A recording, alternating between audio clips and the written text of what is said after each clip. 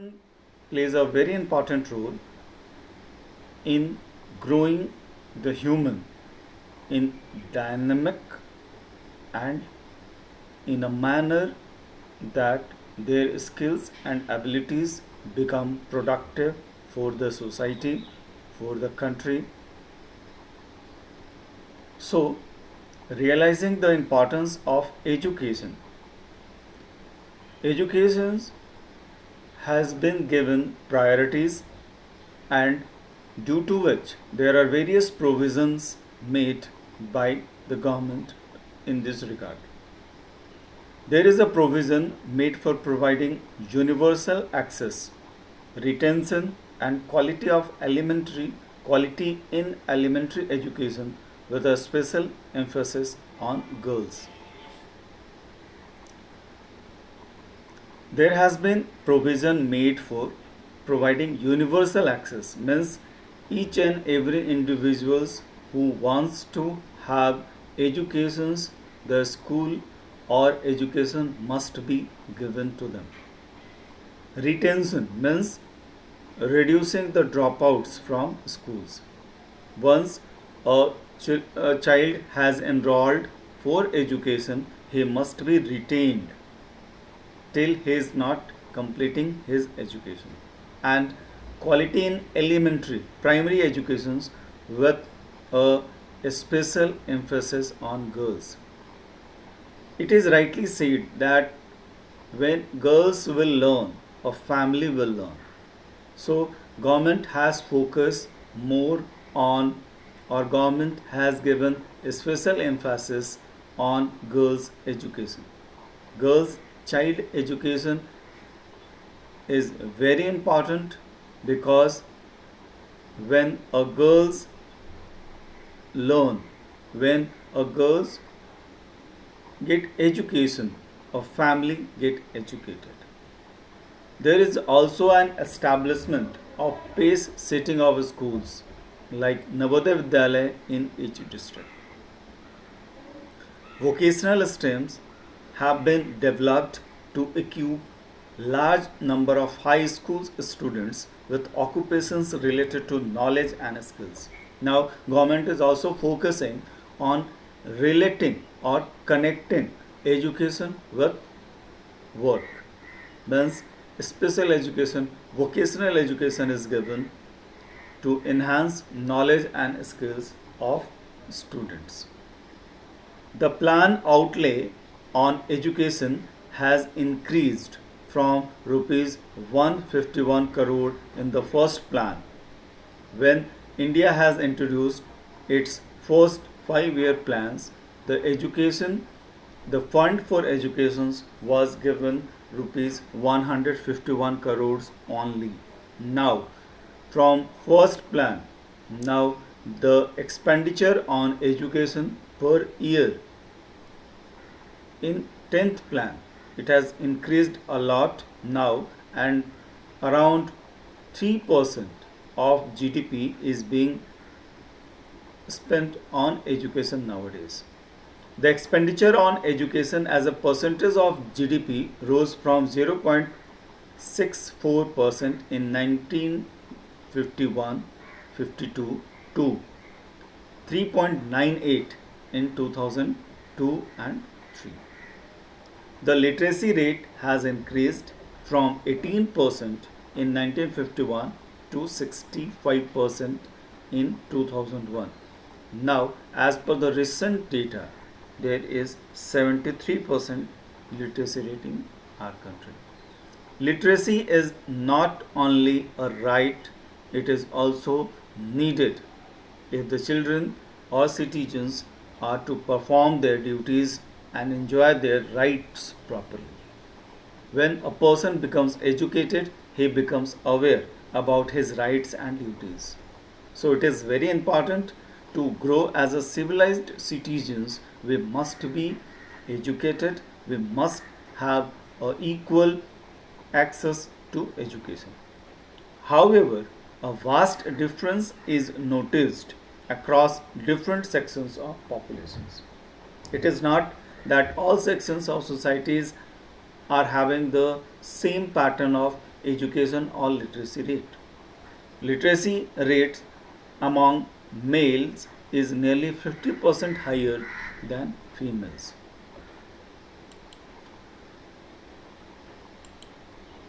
So literacy rates varies from states to states also. Every state has not got an ideal conditions. It varies from states to states. 96% in some district of Kerala to a below 30% in some parts of Madhya Pradesh. The primary school system has expanded to over 5 lakhs villages in India. Expansion of schools has been diluted by Sarv Shiksha Abhiyan. It is a significant step towards providing elementary educations to all children in the age group of 6 to 14 years by 2010. It is a time bound initiative of the central government in partnership with the states, the local government, and the community for achieving the goal of universalization of elementary education. Midday meal scheme has been proved to be very effective in order to attract students from different communities to school. It has been implemented to encourage attendance and retention of children and improve their nutritional status. Now let us see the trend of literacy rates in India between 1951 to 2011. In 1951, the female literacy rate was 8.86% and male was 27.1616%. The total literacy rate was 18.33%. In 2001, female literacy rate was 53.667 and male 75.26% and overall 64.83%. As per the 2011 census, the literacy rate among females is 65.46%. In male, it is 82.14%, and in total, it is 74.4%. So, we have seen the trend of literacy rate from 1951 to 2011. As per 2011 census, the literacy rate in India has been reported as 72.98%. The female literacy rate according to 2011 census is 64.63%, whereas the male literacy rate is over 80%. Okay, so total literacy rate is 72.98% as per 2011 census. Now let's see how education level of female populations is varied between age 15 to 49 years. Major portions of female are illiterate. This is a very important point to be noted down, that majority of females, that is 40%, are illiterate still. Till now, till date, there are 40.6% females are illiterate, and there are 5.2% without any formal education, 6% below primary level of education, 10.8% they are middle, and 15.14 10.8 primary, 15.40 middle, and class 10 is very less. I think you can see only 6%. So it is a trend that females are only confined to primary education or middle educations. They were not allowed to take up higher educations or secondary educations. So this is one of the important point of concern, that all females must be allowed, all the girl child must be allowed to pursue their educations to higher level, because it is very important for these peoples to get educated. Now let's see literacy rate among different communities in India. In Jains it is 87%, in Muslims it is 58%, Hindus 63%, Buddhist 72%, Christians it is 74%, and among Sikhs it is 67%. So the health of a person helps him to realize his potential and the abilities to fight illness.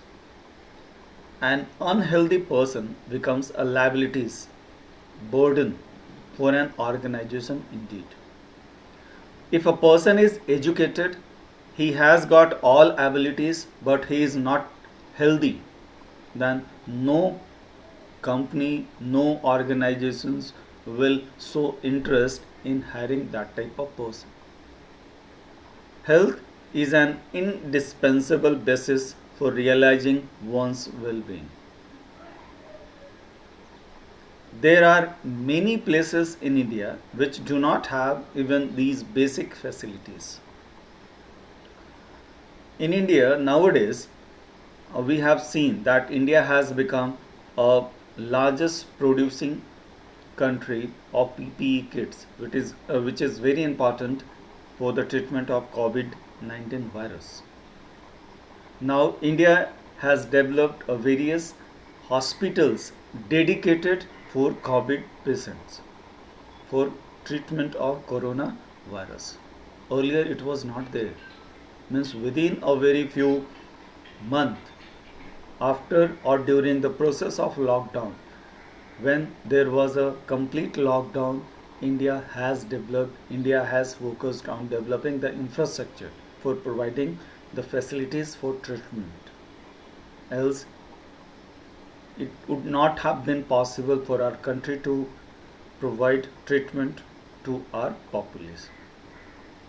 There are many places in India which do not have even the basic facilities. Just 4 states like Karnataka, Andhra Pradesh, Tamil Nadu, Maharashtra have 81 out of 181 medical colleges. And on the other hand, states like Bihar and Uttar Pradesh have poor health indices and few medical colleges.